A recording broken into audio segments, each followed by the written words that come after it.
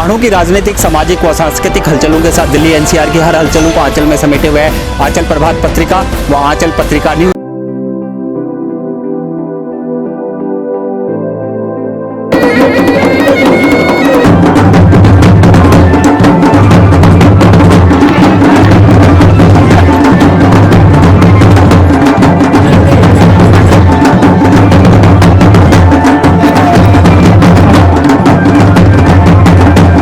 के बाद एक बारी फिर से स्वागत है आपका हमारे खास कार्यक्रम एक मुलाकात में। और आज हम आपकी मुलाकात कर रहे हैं उत्तराखंड के बेहतरीन वन संचालक व साथ ही सार्वभौमिक के अध्यक्ष अजय सिंह बिष्ट जी से। साथ ही अब जानेंगे ब्रेक के बाद उनसे उनके जीवन के आगे के सफ़र में। अभी तक हमने जो है उनके बाल्यकाल से लेके और लगातार जो है उनके 2010 तक के सफ़र के बारे में आपसे रूबरू कराया। अब उनके जो है 2010 से आगे के सफ़र के बारे में हम उनसे बातचीत करेंगे। आइए फिर से एक बारी शुरुआत करते हैं अपने खास कार्यक्रम एक मुलाकात की। एक बारी फिर से आपका स्वागत है सर हमारे खास कार्यक्रम एक मुलाकात में। हाँ, बहुत बहुत धन्यवाद दीप भाई। बहुत सुंदर आपका कार्यक्रम ये चल रहा है। आपने मेरे जीवन का 2010 तक का बड़ा सुंदर आपने चित्रण कर लिया है लगभग मेरे ख्याल से। और मैं अगला ये सेशन शुरू हो उससे पहले मैं एक याद जो मेरे आत्मा के बहुत करीब हैं, एक कलाकार, ऐसे नायाब कलाकार गायिका मीरा गैरोला जी हमारे साथ थी और वो बहुत आत्मा के करीब रही हैं हमेशा। मीरा बहन मैं उन्हें बोला करता था, लेकिन असमय मृत्यु के कारण वो चली गई हमें छोड़कर। तो मैं चाहूँगा कि हम सेशन शुरू करें, उससे पहले एक बार ज़रूर उन्हें याद करना चाहूँगा। 2 लाइनें मैंने उनके बारे में लिखी थी। मीरा आदि है, मीरा अनंत है। मीरा आदि है, मीरा अनंत है। मीरा राग है, मीरा छंद है। मीरा गज़ल है, मीरा रुबाई है। मीरा मुझ में, मीरा तुझ में, मीरा सब में जीवंत है। मीरा स्वर व सांस का प्रबंध है। मीरा स्वर व सांस का प्रबंध है। मीरा आत्मा और परमात्मा के बीच का अनुबंध है। मीरा मुझ में, मीरा तुझ में है। ये मीरा बहन को मेरा श्रद्धांजलि है ये आगे का सफ़र शुरू करने से पहले। ज़िंदगी में बहुत लोग ऐसे हैं जिनकी अमिट छाप रहती है आपके जीवन में, और वो असमय छोड़कर चले जाएं तो वो शायद वो और गहरा जाता है वो याद। क्योंकि हमें भी याद आ रहा है कि मीरा गैरोला को हमने भी कई कार्यक्रमों में जो है कवर किया था। बहुत ही सुंदर जो है उनकी वाणी थी और जब भी कार्यक्रम की शुरुआत होती थी तो ज़्यादातर उन्हीं के मंगल गीतों से और उन्हीं के प्रवचनों से जो है शुरू होती थी। और एक बहुत ही अच्छी और चमोली गढ़वाल से थी वो, तो बहुत ही अच्छा उन्होंने जो है हर मंच पर उनको लोग बुलाते थे, उनकी रिस्पेक्ट करते थे। लेकिन जिस तरह से वो गई एक सभी को धक्का पहुँचा है और जिस तरह से आपने उनको याद किया एक बहुत ही बेहतरीन आपने श्रद्धांजलि दी है उनको। अब सर हमने आपके जीवन के जो है 2010 तक के सफ़र को जो है दर्शकों को ब्रेक से पहले बताया। 2010 के बाद आपके जीवन में एक और टर्निंग पॉइंट आया जहां आप उत्तराखंड की और दिल्ली एनसीआर में सबसे बड़ी संस्था गढ़वाल हितैषणी सभा से जुड़े। गढ़वाल हितैषणी सभा में जुड़कर आप जो है एक अपनी आपने एक पहचान बनाई। किस तरह से जो है आप संस्था से जुड़े, किस तरह से आप उसमें शामिल हुए और क्या याद आ रहा है आपको उस समय? जी हाँ, जब गढ़वाल और उत्तराखंड के लोगों से जुड़ा हुआ उसी दरमियान 2012 के अंत में हमारे मित्र हैं डॉक्टर केदार सिंह, उन्होंने चाहा कि हम गढ़वाल हितैषणी सभा के साथ जुड़ें और उसके कार्यक्रमों में अपनी भागीदारी निभाएं। तो मुझे इतना ज़्यादा जानकारी नहीं थी कि सभा क्या क्या कर रही है, किस तरह से कर रही है, लेकिन मेरा तब ये उत्तर था, मैंने कहा नहीं, मैं कर रहा हूँ अपने एक दिशा है आर्ट ऑफ लिविंग की और प्लस हमारे जो उत्तराखंडी समाज के, तो नहीं, उन्होंने कहा ये एक बेहतर प्लेटफॉर्म है जहाँ से आप एक लार्जर उनके लिए काम कर सकते हैं, बेहतर ढंग से काम कर सकते हैं, तो आप आइए। तो 2013 में फिर उन्होंने मुझे वहाँ पर एक उसमें एग्जीक्यूटिव के जब चुनाव हो रहे थे उसमें उन्होंने पार्टिसिपेट कराया मुझे एज आ एग्जीक्यूटिव मेंबर।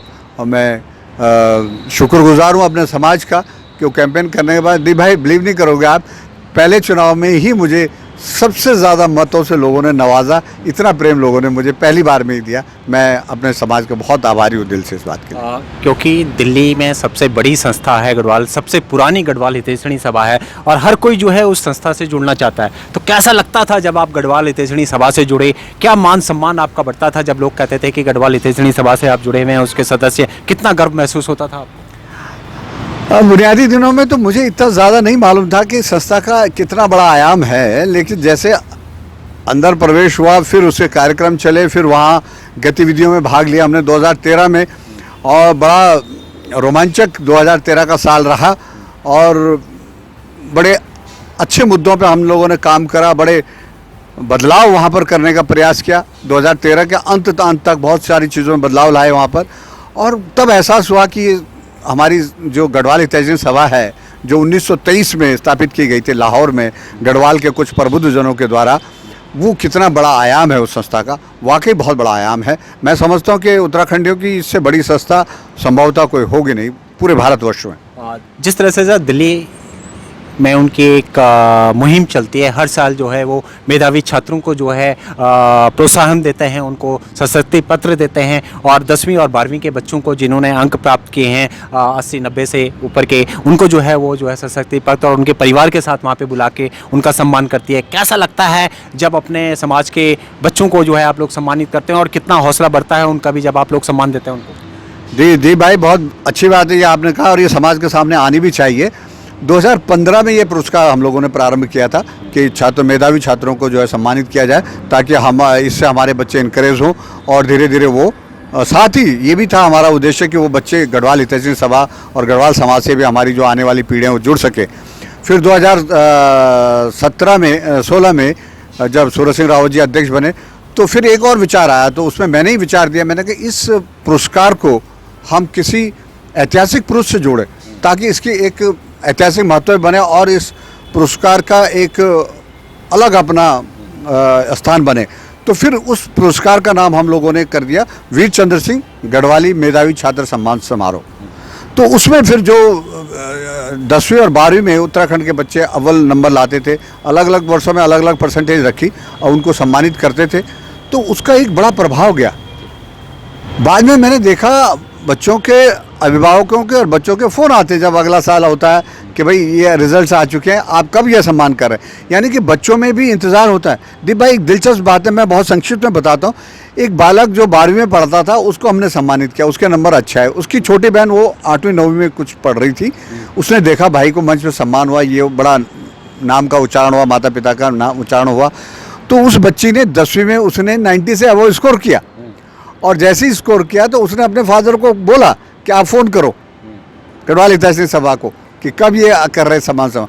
तो उनका मुझे फ़ोन आया, साकेत में रहते हैं, उन्होंने फ़ोन किया, बिजी ये बिटिया का ऐसे इसका रिज़ल्ट आ गया 10वीं का, और ये कह रही है कि बात करो आप। तो मैंने बिल्कुल करेंगे, जल्दी अब शुरू करते हैं और उसमें आप दीजिएगा। तो बड़ा अच्छा लगा मन को कि उस बच्ची ने अपने भाई को देख के कि वो सम्मानित हुआ। गढ़वाल हितैषी सभा का जो उद्देश्य था बच्चों को प्रेरित करना एकेडमिक एक्सीलेंस की तरफ, वो तो काफ़ी हद तक पूरा हो रहा है इससे। और जो भी माता पिता या अभिभावक या बच्चे या बच्चियाँ वहाँ आती हैं और वो बड़ा प्रेरित होके जाते हैं और वो कर रहे हैं अपने क्षेत्र में बहुत अच्छा। साथ ही वो गढ़वाल समाज को भी समझने का प्रयास कर रहे हैं, हमारी जो मनोभाव उन तक पहुंच रहा है। और हमारा प्रयास रहता है कि हर फंक्शन में हम वीर चंद्र सिंह गढ़वाली के बारे में ज़रूर उन लोगों को परिचय कराएं और समझाएं कि कौन उत्तराखंड के महान हस्तियाँ कौन कौन ऐतिहासिक है। साथ ही आप जो है गढ़वाल हितैषी सभा से तो जुड़े ही गए थे, अपनी एक पहचान धीरे धीरे निरंतर बढ़ा रहे थे। उसके साथ साथ जो है आप टेरी जन विकास परिषद से भी जुड़ गए, वहाँ भी उस संस्था से भी आपका जुड़ाव हो गया। कैसे उस संस्था से भी जुड़ाव हुआ आपका?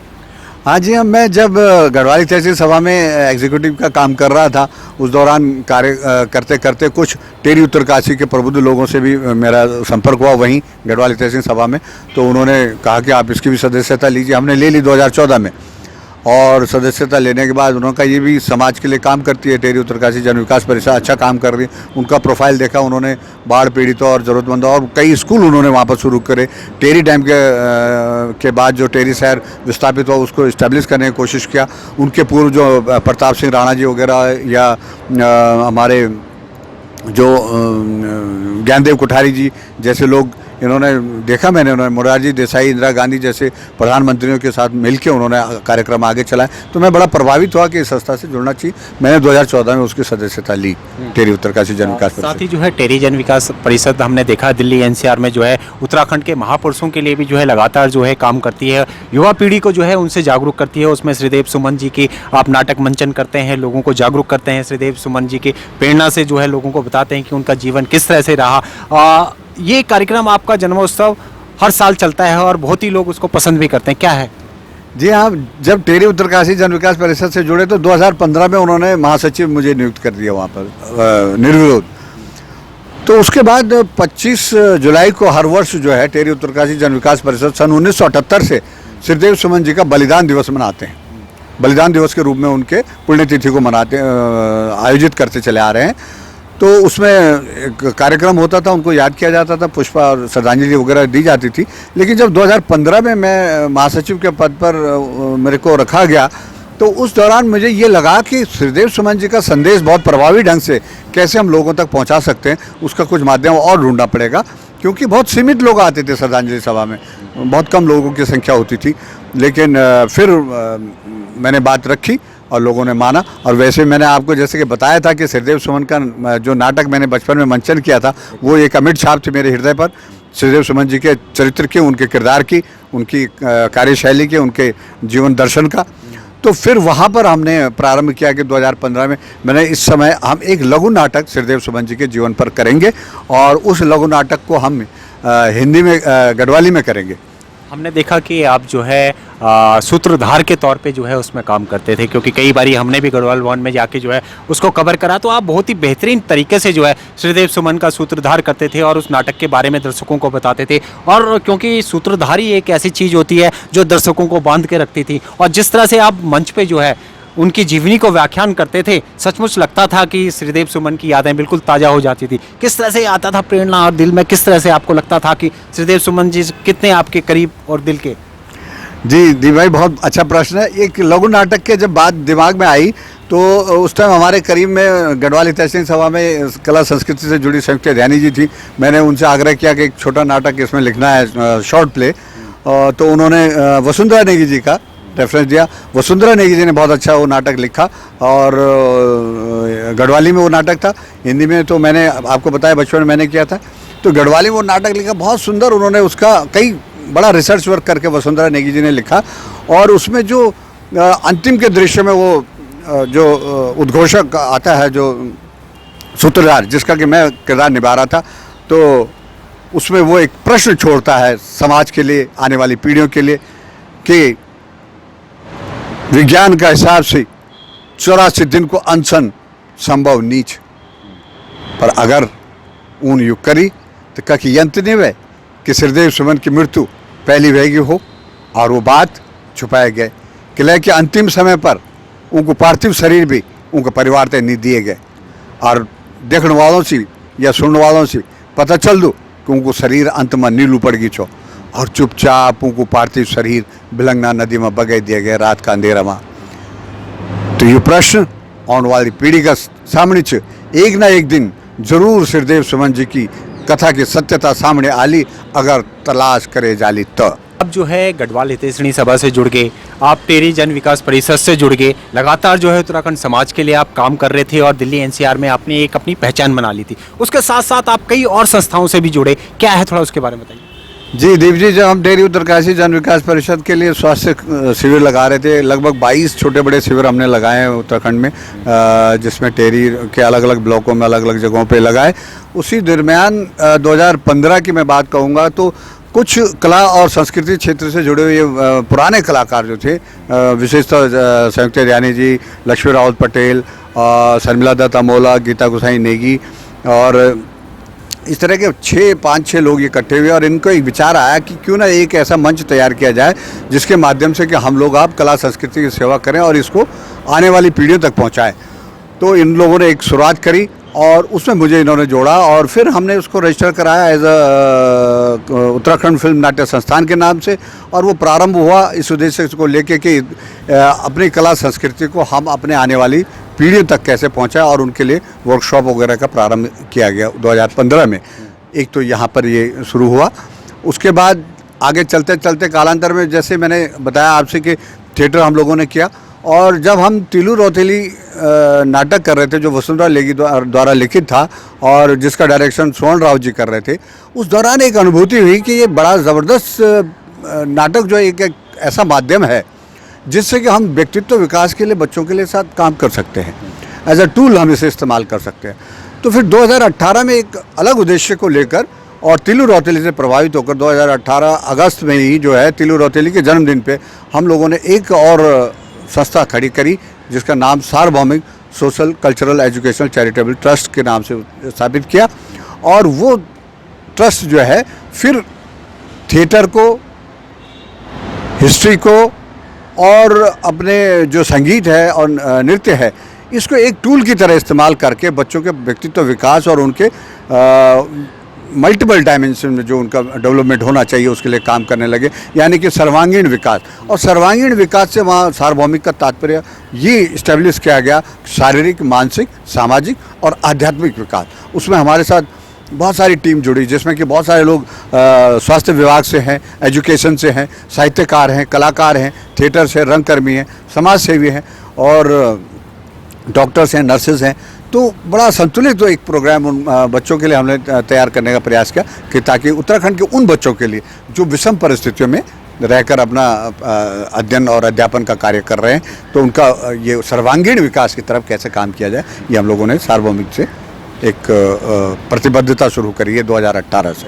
आप जो है सार्वभौमिक के अध्यक्ष भी हैं और आपके कई सारे प्रोजेक्ट्स भी चल रहे हैं, तो क्या क्या प्रोजेक्ट आपके चल रहे हैं, क्या क्या कार्यशाला आप लगाते हैं उत्तराखंड और दिल्ली एनसीआर में, थोड़ा उसके बारे में बताइए। हाँ, प्रोजेक्ट में हमारा मुख्यतः तो नौनी प्रोजेक्ट है। नौनी मतलब आप जानते हैं पहाड़ में नौनी बोलते हैं बेटी के लिए, बच्ची, बालिकाओं के विकास के लिए वहाँ पर बहुत ज़्यादा काम करने की आवश्यकता ऐसे हमें महसूस हुई कि करना चाहिए, क्योंकि मैं भी उसी परिवेश से आता हूँ। तो मुझे पता है कि जो गांव में रहकर बालिकाएं काम कर रही हैं, उनके ऊपर उनके विकास, जो शारीरिक मानसिक विकास को गति मिलना चाहिए। उनके अंदर क्षमता है, अद्वितीय क्षमता है।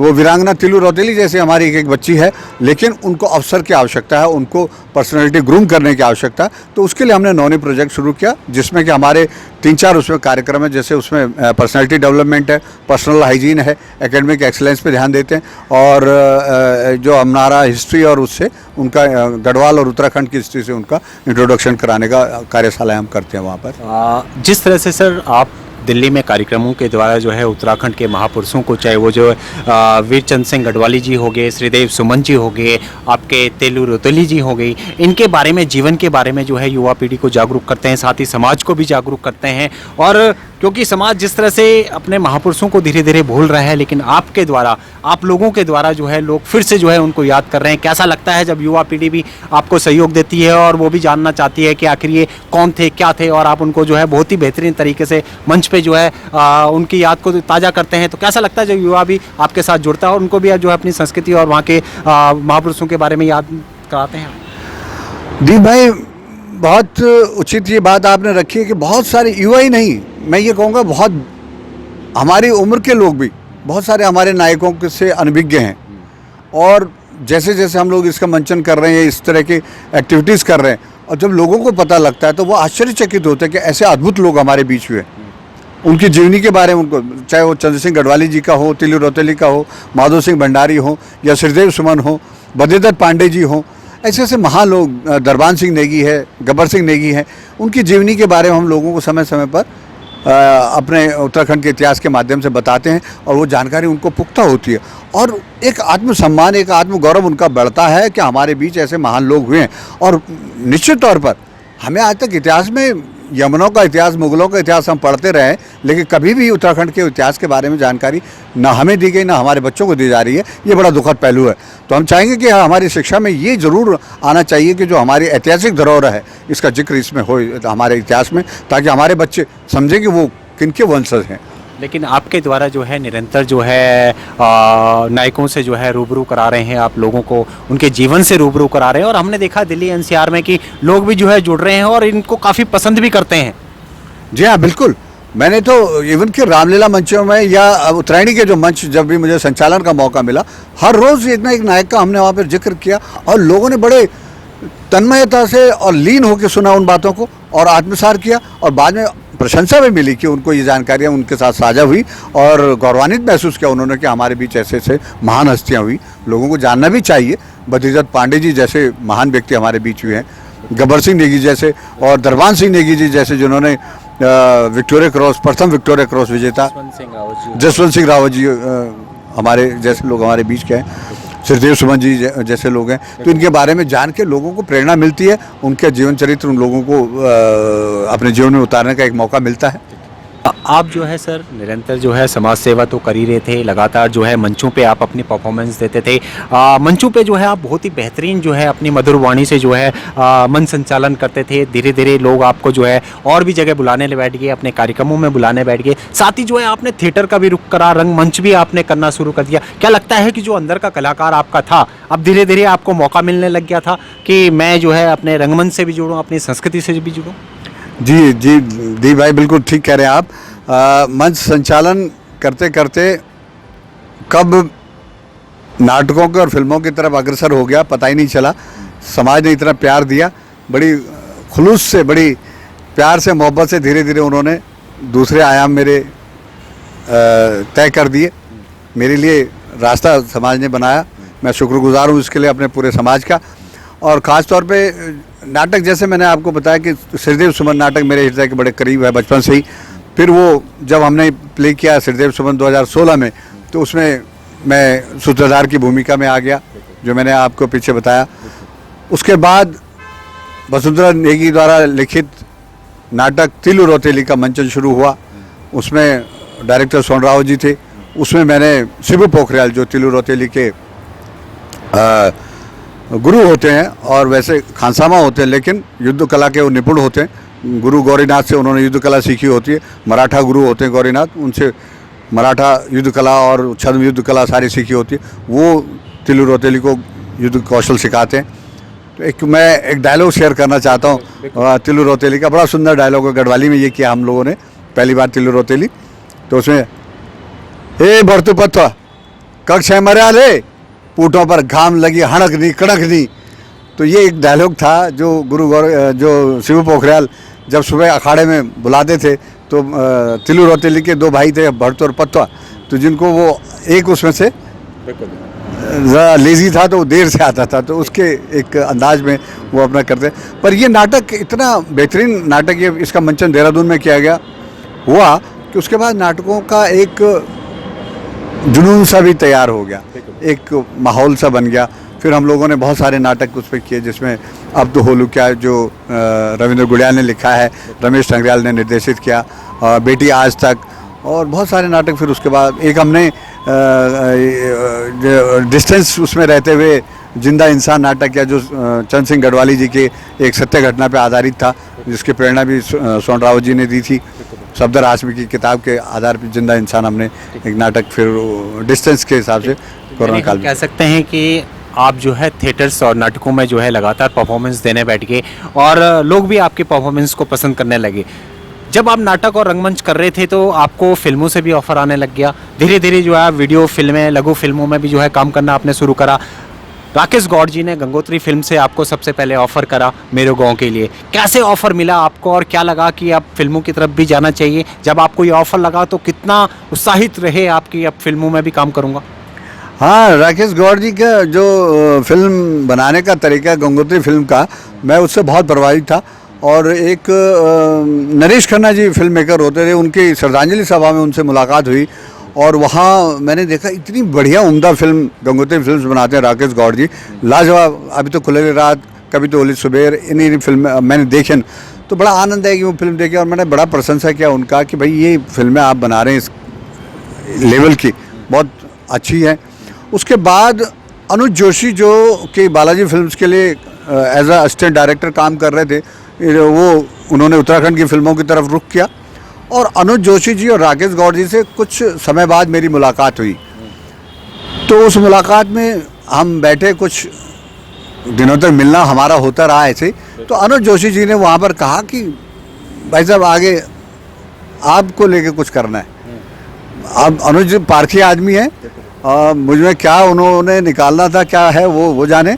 पर उन्होंने राकेश गौड़ जी की जो फिल्म और अनुज जोशी की फिल्म है गंगोत्री फिल्म्स की मेरू गाँव, उसमें मुझे एक किरदार दिया, जिसमें कि एक पलायन और कई विषयों पर ये फिल्म बात कर रही है। भाषा को लेकर, हमारी राजधानी को लेकर, हमारी सामाजिक आर्थिक स्थिति को लेकर ये फिल्म बात कर रही है और बहुत ज़बरदस्त ढंग से बात कर रही है।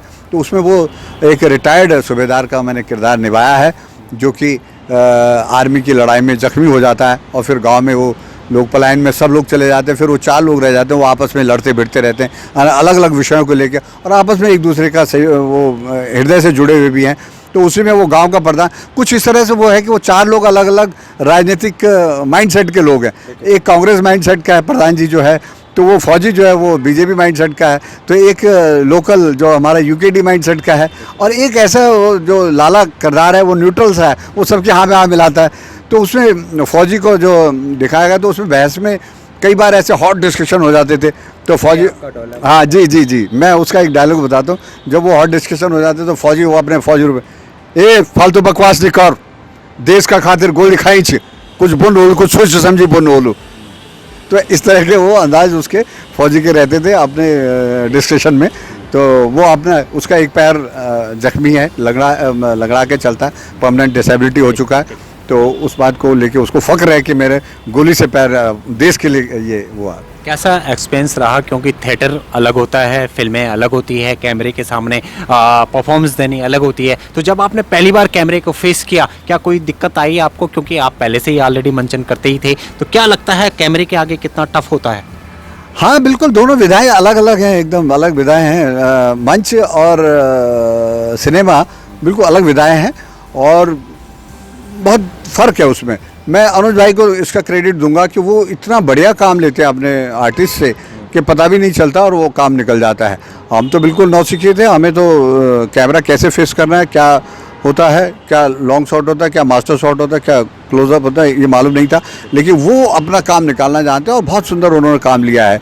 साथ ही आपने जो है राकेश गौड़ जी के साथ एक और प्रोजेक्ट किया अपना विराणु, जिसमें आपने एक डॉक्टर की भूमिका निभाई है। कैसे वो फिर से आपको ऑफर मिला? आपके मेरे गांव की परफॉर्मेंस से लगता है कि फिर से दोबारा राकेश गौड़ जी के साथ आपकी ट्यूनिंग बनी?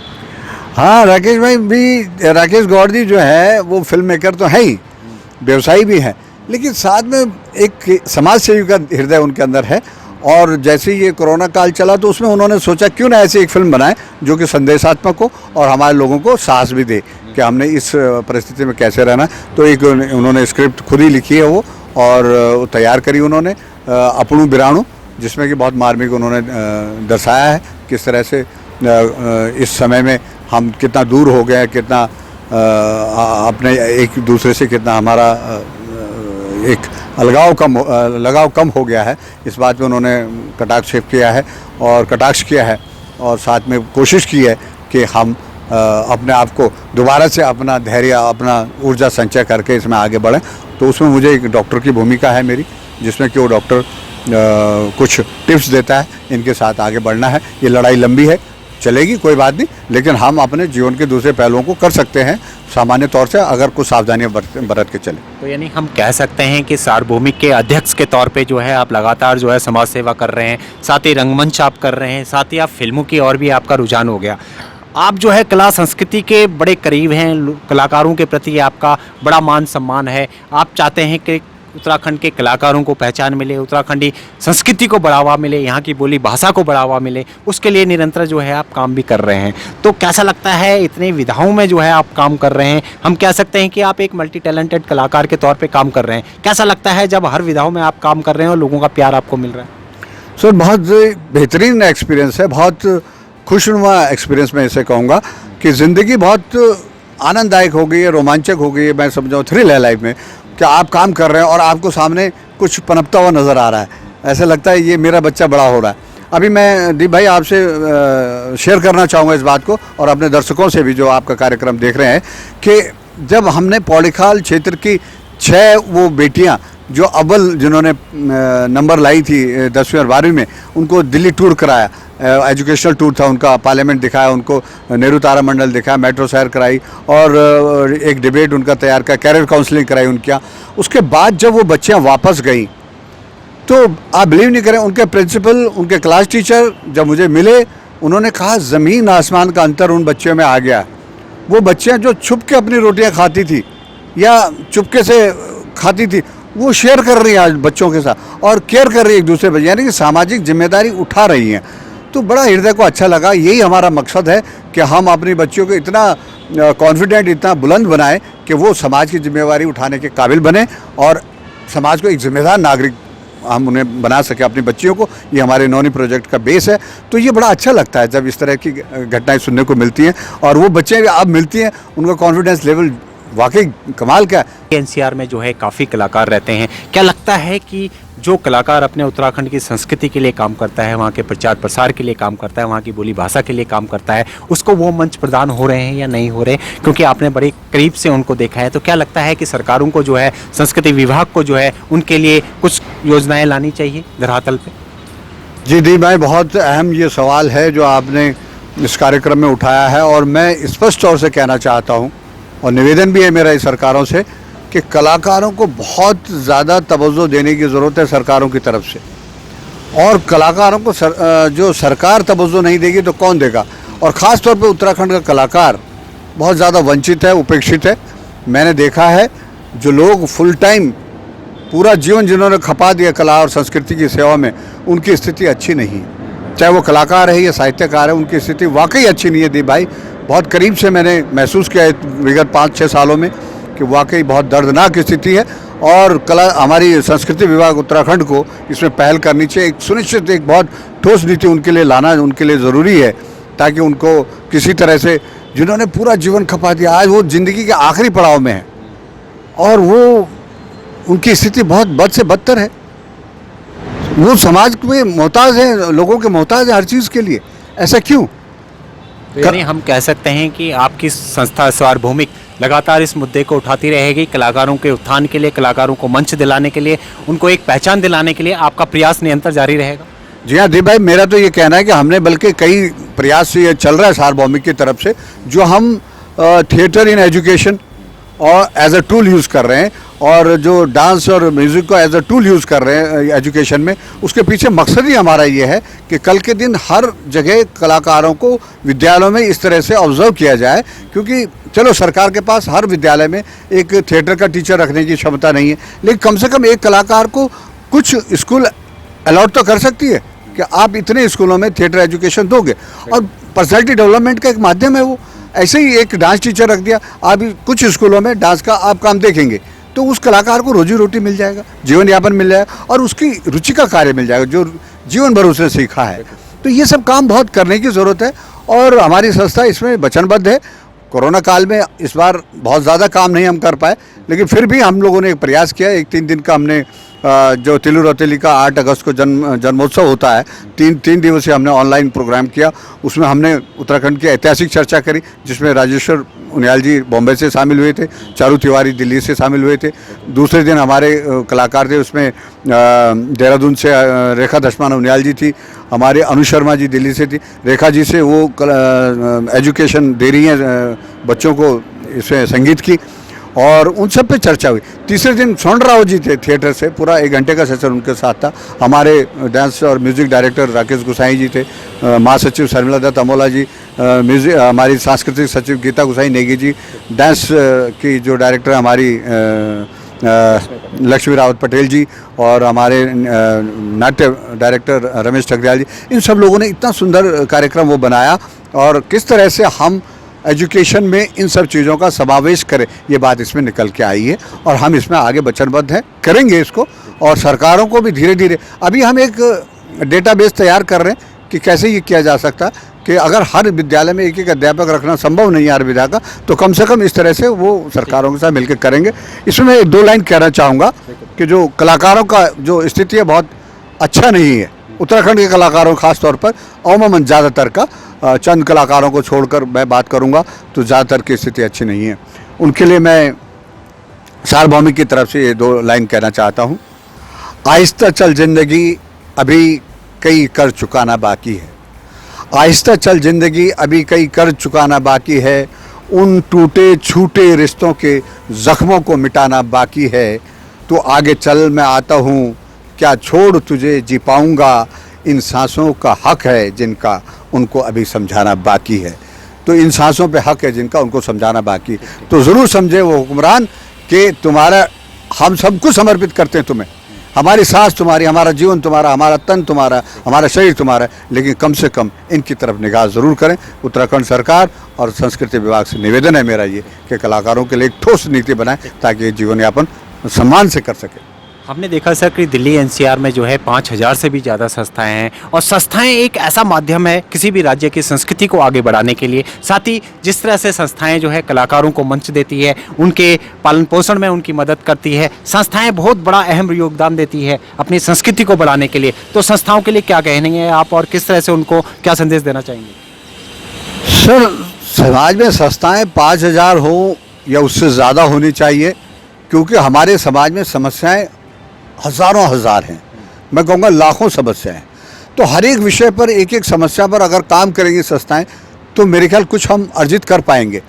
और मैं साधुवाद देता हूँ उन लोगों को जो संस्थाओं को चला रहे हैं उनको, क्योंकि बहुत बड़ा समय अपने परिवार का, अपने बच्चों का, बहुत बड़ा हिस्सा धन का, अपने परिवार का, अपने बच्चों का, बहुत बड़ा हिस्सा अपने श्रम का आपको काट के देना पड़ता है, तब जाके संस्था चलती है। अब जैसे रामलीला पिछले 8 वर्षों से 7 वर्षों से कामधेनु रामलीला भाई कुलदीप भंडारी चलाते हैं, अन्य सामाजिक सांस्कृतिक कार्यक्रम भी वो करते हैं, बच्चों के पर्सनालिटी डेवलपमेंट के लिए काम कर रहे हैं। तो ये काम अगर ये संस्थाएं नहीं करेगी तो कौन करेगा? सैकड़ों कलाकारों को वो प्रोत्साहन दे रहे हैं, मंच दे रहे हैं, उनका आर्थिक थोड़ा बहुत सपोर्ट भी उनका मिलता है उनको।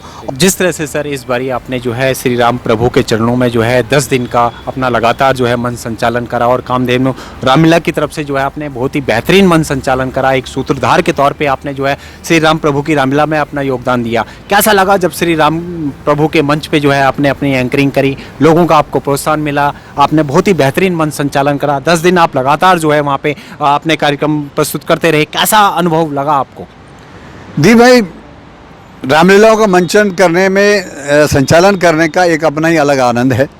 आप एक आध्यात्मिक उससे जुड़ते हैं, आपके अंदर एक दैवीय भावना होती है, दैवीय शक्ति आपके साथ होती है और आप आनंद की अनुभूति महसूस करते हैं अवमन। लेकिन इस वर्ष की जो रामलीला कामधेनु रामलीला समिति और समृद्ध भारत ट्रस्ट के तत्वाधान में रास विहार में की गई विनोद नगर में, शायद मैं समझता हूँ दिल्ली में एकमात्र ये रामलीला जो इस बार हो पाई। बड़ी बड़ी रामलीलाओं ने हाथ खड़े कर दिए थे क्योंकि समस्याएं बड़ी जटिल थी। कुल 200 लोगों का वहाँ इजाज़त मिला था और जब ये रामलीला वहाँ पर की गई तो इस बार एक नया उसमें आयाम दिया गया हम लोगों की ओर से कि उसमें हमने हर वर्ष हर दिन एक नया उत्तराखंड का ऐसा जगह के बारे में चर्चा किया जो आध्यात्मिक, ऐतिहासिक और टूरिज्म की दृष्टि से बहुत ही मायने रखती थी। जैसे जिसमें दुर्योधन का मंदिर उत्तराखंड में कहाँ है इस पर हमने चर्चा करी, लाखा मंडल क्या है उस पर चर्चा करी, कर्ण का मंदिर कहाँ है उस पर चर्चा करी, पाताल भुवनेश्वर क्या चीज़ है उस पर चर्चा करी। ऐसे बहुत सारे विषय हम लोगों के बीच में लेके आए और ये बड़ा आनंद की अनुभूति होती है जब आप रामलीला के मंचन में काम करते हैं। और इस साल के मंचन में तो विशेष अनुभूति थी क्योंकि यहाँ हम विश्व के जो माहौल थम सा गया है, जो सहमा हुआ सा, डरा हुआ सा वैश्विक माहौल बन गया इस महामारी में, उसमें एक आनंद का एहसास भगवान राम के चरित्र को पेश करके, जो भगवान राम का चरित्र इतना धीर गंभीर चरित्र, उनके धैर्य को लोगों को देना चाहते थे कि इतना धैर्य होना चाहिए जीवन में कि कोई सा भी पहाड़ टूटे। भगवान राम ने विषम परिस्थितियों में, परेशानियों में फंसे हुए भी समुद्र को बांध दिया और समुद्र पे पुल बना दिया उन्होंने। तो क्या हम लोग जीवन शुरू नहीं कर सकते? हाँ, कुछ सावधानियाँ होती है। उन्होंने भी समुद्र को बांधने के लिए रावण को बुला के वहीं से शिवलिंग की स्थापना, वहीं से महादेव का आह्वान किया और आगे बढ़े। तो आप लोग भी पूरी क्षमताओं के साथ, अपने सावधानियों के साथ आगे बढ़ें, जीवन उत्साह से, धैर्य से आगे बढ़ाएं। ये संदेश देना बहुत ज़रूरी था। तो इस साल की ये रामलीला मंचन मेरे लिए बहुत विशेष है और मैं आभार व्यक्त करता हूँ भाई कुलदीप भंडारी का कि उन्होंने मुझे फ़ोन कॉल से कहा भाई आपको संभालना आइए, एक अधिकार से उन्होंने कहा और मुझे अच्छा लगा और बहुत आनंद आया इसका। अभी फ़िलहाल में ही आप जो है रिटायर भी हो गए हैं और जो समय आपने कहा है कि मैं बड़ी मुश्किल से निकाल पाता था उत्तराखंड समाज के लिए, लेकिन अब आपके रिटायरमेंट के बाद आपका पूरा समय ही समय है आपके पास और आपने कहा है कि मैं अपने उत्तराखंड के लिए जो है पूरा समय दूंगा, उत्तराखंड संस्कृति के लिए समय दूंगा, उत्तराखंड के संस्थाओं के लिए समय दूंगा और अपने सार्वभौमिक को आगे बढ़ाऊंगा। तो अब कैसा महसूस हो रहा है कि अब आपके पास समय है? तो अब आप क्या चाहते हैं, किस तरह से अपना आगे का जो है कार्यक्रम आप बढ़ाएंगे और क्या क्या आपकी नई योजनाएं आ रही हैं? हाँ दी भाई, बिल्कुल सही जगह आपने बात पकड़ ली। जब मैं जॉब में था तो हम पौड़ीखाल में प्रोजेक्ट कर रहे थे। 3 दिवसीय हमारा वो प्रोजेक्ट था। 14 लोगों का क्रू हम लोग यहाँ से गए थे, ठहरे हुए थे और कर रहे थे। एक दिन करने के बाद दूसरे दिन छठ की वहाँ पर छुट्टी डिक्लेयर हो गई और मुझे तीसरे दिन ड्यूटी आना ही आना था। तो वो आधा करके हमें वापस आना पड़ा। वो तब बाध्यता थी क्योंकि मुझे शासकीय कार्य में कोई नहीं कोताही नहीं बरत सकते थे और कभी हुआ भी नहीं ऐसा, तो हमें आना पड़ा। लेकिन अब मैं सेवानिवृत्त हो गया हूँ 31 अक्टूबर को आप लोगों के आशीर्वाद से, और अब मुझे लगता है कि समाज के सहयोग से, आप लोगों के सहृदयता से और सहयोग से मुझे काम करने की स्वच्छंदता होगी, समय की कोई पाबंदी नहीं होगी और निरंतर हम इसमें काम कर पाएंगे और ज़्यादा बेहतर काम कर पाएंगे सब लोगों से जुड़ के। क्या अब आपके नए प्रोजेक्ट होंगे सार्वभौमिक के द्वारा? आप क्या अब आगे की योजनाएं बना रहे हैं? किस तरह से आप सार्वभौमिक को और आगे बढ़ा रहे हैं? कोई नए प्रोजेक्ट्स आपके जो आ रहे हैं, जाते जाते हमारे दर्शकों को बता दें। जी हाँ, सार्वभौमिक का अब जो नौनी प्रोजेक्ट में उसी के तहत हमारा एक तो ये विचार है कि हर जो इंटर स्कूल है उसमें सैनिटरी पैड वेंडिंग मशीन लगे।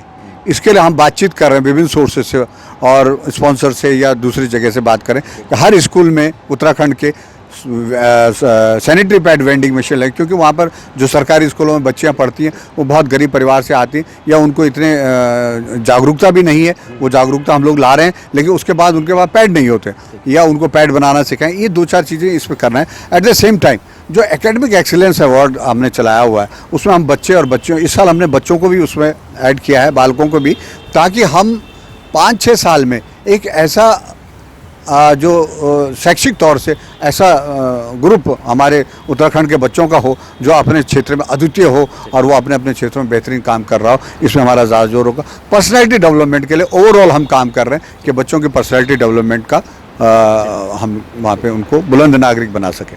हमारी सर शुभकामनाएं आपके साथ रहेंगी। आप जो है इसी तरह जो है उत्तराखंड की संस्कृति को, उत्तराखंड के सामाजिक मुद्दों को और उत्तराखंड के कलाकारों के लिए काम करते रहें और सार्वभौमिक के तहत आप जो है निरंतर उत्तराखंड के प्रवासी समाज में और उत्तराखंड में भी जाके जो है इसी तरह काम करते रहें।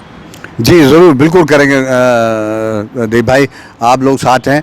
बहुत अच्छा भी ये लग रहा है और मुझे लगता है कि मुझे जीवन का बाकी समय इसमें बहुत आनंद आने वाला है, जो आने मेरे जीवन का बाकी समय रहेगा ये सामाजिक कार्यों में, और ये मेरे एरिया ऑफ इंटरेस्ट है, तो बहुत उसमें अच्छा लगता है। और जब बच्चों को ग्रो होते देखेंगे, जब हम लोग बिल्कुल बहुत आगे की स्टेज पे होंगे और बच्चे अच्छा कर रहे होंगे अपने क्षेत्र में, अपने अपने क्षेत्रों में, और वो सामाजिक जिम्मेवारियाँ उठा रहे होंगे, तो बहुत आनंद का अनुभूति होगी हमें। लेकिन यहाँ पर मैं ये ज़रूर कहना चाहूँगा कि सरकारें ज़रूर आगे आए हमारे कलाकारों के लिए, हमारे कला संस्कृति के संरक्षण के लिए, भाषा संरक्षण के लिए। उनका आगे आना बहुत ज़रूरी है, बगैर उनके संरक्षण के ये कदापि संभव नहीं है। लगता है कि अजय सिंह बिष्ट जी जो लगातार समाज सेवा कर रहे थे, थिएटर से जुड़े हुए हैं, फिल्मों से जुड़े हुए हैं, उत्तराखंड के बोली भाषा पे काम कर रहे हैं, क्या लगता है कि कहीं ना कहीं अब वो समाज सेवा और जनप्रतिनिधि के तौर पे भी आना चाहेंगे? क्या राजनीति में भी उनका कुछ है कि आने का विचार बन रहा है, या क्या आप सोचते हैं? आप क्योंकि आप फ्री माइंडेड है, तो क्या लगता है कि कहीं ना कहीं राजनीति में भी कहीं लगेगा? जी भाई, नहीं, राजनीति बिल्कुल एक अलग विषय है और मैं समझता हूँ कि मेरा जैसा जो मनस्थिति वाला व्यक्ति है, ये किरदार है, वो समाज सेवा के लिए बना है और राजनीति का किरदार एक अलग होता है, उसका मेरी नज़र में एक अलग स्ट्रक्चर होना चाहिए। तो मैं समझता हूँ समाज सेवा एक बेहतर तरीका है जिससे हम अपने समाज के लिए काम कर सकते हैं, और राजनीतिज्ञों को भी समाज सेवा में ले आएंगे, उनको भी समाज सेवा वाली राजनीति सिखाएंगे। आने वाले समय में कोशिश करेंगे कि हमारे आने वाली पीढ़ियाँ, ऐसे लोग जो समाज सेवी दृष्टिकोण रखते हैं, वो राजनीति में आए। जाते जाते सर हम चाहते हैं कि हमारे दर्शकों को, उत्तराखंड समाज को आप क्या संदेश देना चाहेंगे और क्या कहना चाहेंगे उनसे एक बार? जी दीप जी, मैं अपना संदेश मोदी जी की कुछ पंक्तियों से शुरू करता हूँ। हमारे आदरणीय प्रधानमंत्री जी का ये कविता सुनी थी जो बहुत प्रभावित करती है मुझे। सफ़र में धूप तो होगी, सफ़र में धूप तो होगी, चल सको तो चलो, सभी हैं भीड़ में, तुम भी निकल सको तो चलो, किसी के वास्ते राहें कहाँ बदलती हैं, तुम अपने आप को खुद ही बदल सको तो चलो, सफ़र में धूप तो होगी, चल सको तो चलो, यहाँ किसी को कोई रास्ता नहीं देता, यहाँ किसी को कोई रास्ता नहीं देता, मुझे गिरा के अगर तुम संभल सको तो चलो।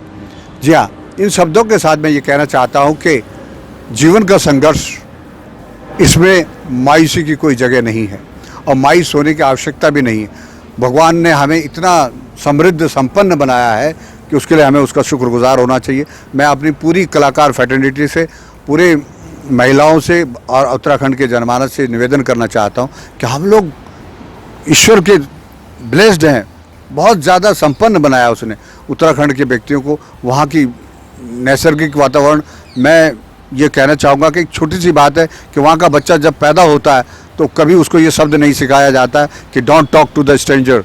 शहरों में पहला शब्द बच्चे को यही सिखाया जाता है, don't talk to the strangers. तो वहाँ पर नहीं सिखा, वहाँ बुलंद एक परवरिश होती है। तो आप लोग आगे बढ़ें और मायूसी बिल्कुल ना, हो सकता है आर्थिक तौर पर कहीं पिछड़ रहे हो कोई किसी मुकाम पर, लेकिन जो संपन्नता आपके पास है उसका इस्तेमाल करते रहें। तो जिस तरह से आपकी सार्वभौमिक जो है काम कर रही है, हमें उम्मीद है कि ये भी कलाकारों के लिए काम करेगी, साथ ही जो है समाज के लिए काम करेगी और सामाजिक मुद्दों के लिए काम करती रहेगी। आप हमारे कार्यक्रम में, आपका तहे दिल से धन्यवाद। बहुत बहुत शुक्रिया आपका दीप भाई, बहुत सुंदर आपका ये कार्यक्रम है और मैं बहुत बहुत शुभकामनाएं देता हूं। आप ऐसे ही एक बहुत बड़ा इंसाइक्लोपीडिया तैयार कर रहे हैं, जो उत्तराखंड के कलाकारों को, समाज सेवियों को और प्रबुद्ध लोगों को आप तैयार कर रहे हैं। आगे भी आपके बहुत सारे आयाम विचार होंगे आपके मस्तिष्क में, और ये बधाई के पात्र हैं आप और आपकी टीम कि जो इस तरह का काम आप कर रहे हैं और आने वाले लोगों के लिए एक बहुत बड़ी संपत्ति आप तैयार कर रहे हैं। या आपके लिए शायद ये वृक्ष जो आप लगा रहे हैं जिसके फल शायद आप न खा पाएँ, या कभी भी अक्सर ये होता है जो वृक्ष लगाता है उसके फल वो नहीं खाता है, लेकिन आने वाली नस्लों के लिए छांव भी होती है, वृक्ष के फल भी होते हैं, वो काम आप कर रहे हैं। आप बधाई के पात्र हैं, आपकी तमाम टीम को बहुत बहुत बधाई। हमने जो है आपकी मुलाकात कराई उत्तराखंड के बेहतरीन मंच संचालक और सार्वभौमिक के अध्यक्ष अजय सिंह बिष्ट जी से, और उन्होंने जो है अपने पूरे सफ़र को जो है हमारे सम्मुख रखा। और उम्मीद करते हैं कि जिस तरह से वो समाज सेवा कर रहे हैं दिल्ली एनसीआर में, और निरंतर जो है जिस तरह से वो कला के प्रति, अपने संस्कृति के प्रति और उत्तराखंड की बोली भाषा के लिए दिल्ली एनसीआर में काम कर रहे हैं, संस्थाओं से जुड़े हुए हैं, हम उम्मीद करते हैं कि आप लोग उनके उसको ज़रूर सीखेंगे और उनके साथ मिलकर जो है उत्तराखंड समाज को आगे बढ़ाएंगे। और उम्मीद करते हैं कि वो इसी तरह जो है निरंतर उत्तराखंड समाज की सेवा करते रहें, उत्तराखंडी मुद्दों को उठाते रहें और सार्वभौमिक के द्वारा जो है वो जन चेतना को आगे बढ़ाते रहें। फिलहाल आज का कार्यक्रम हमारा यहीं समाप्त होता है। अगले एपिसोड में फिर हम उत्तराखंड के किसी और हस्ती से आपकी मुलाकात कराएंगे। मेरे सहयोगी मनोज कोठारी के साथ मुझे दीजिए इजाज़त। धन्यवाद।